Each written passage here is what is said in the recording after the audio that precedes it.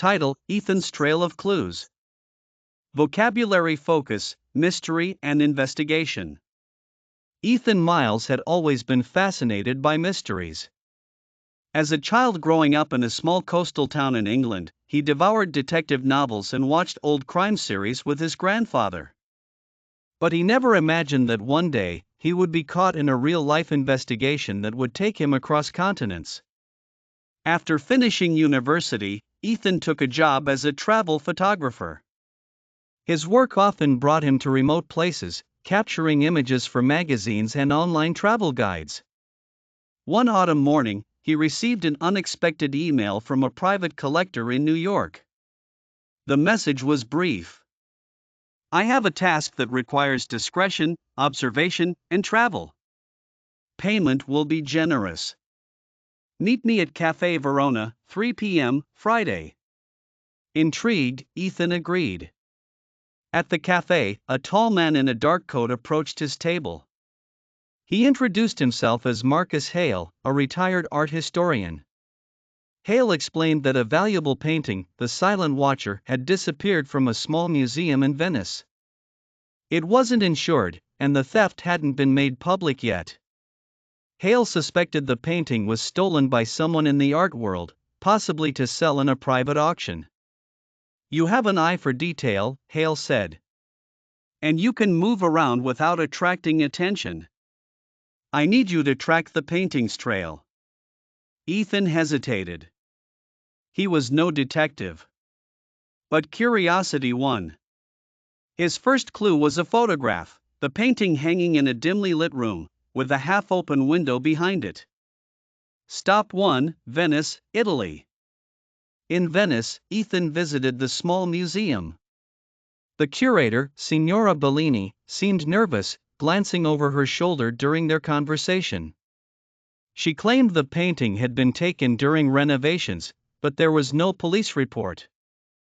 That night, Ethan wandered near the museum's canals. In the shadows of a narrow alley, he overheard two men speaking in low voices. One mentioned a shipment leaving for Casablanca and a crate marked with a silver raven. The next morning, Ethan visited a small antique shop. On the counter sat a bronze figurine of a raven with silver wings, identical to the one described in the conversation. When he asked about it, the shopkeeper froze, then quickly said it wasn't for sale. Ethan knew he had found his next destination.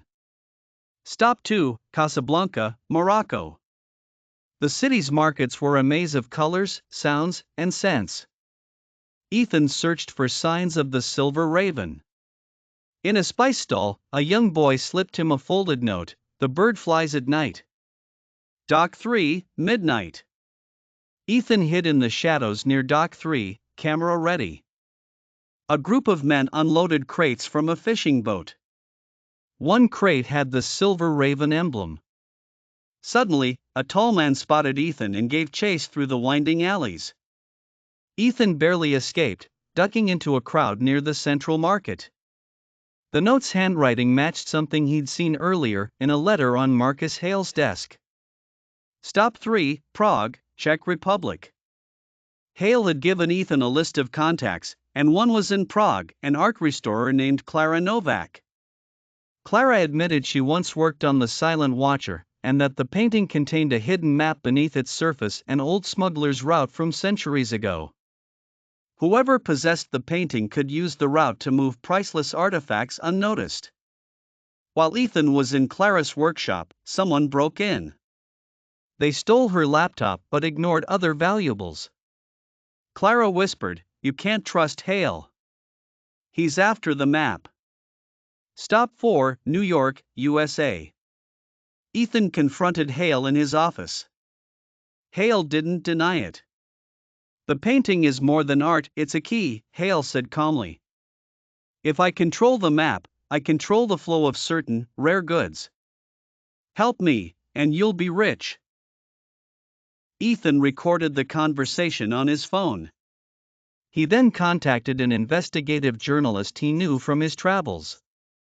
Together, they arranged for the information and the recording to be sent to Interpol. Final stop, back to Venice. With Hale under investigation, the painting was recovered in a warehouse near the Venetian docks. The museum quietly restored it, this time adding new security measures. Ethan stood before the silent watcher once more. Its mysterious figure seemed to look straight at him, as if acknowledging his journey. Back in his hotel room, Ethan opened his journal and wrote, "Mysteries aren't just about finding answers. They're about uncovering truths people would rather hide and deciding what to do with them."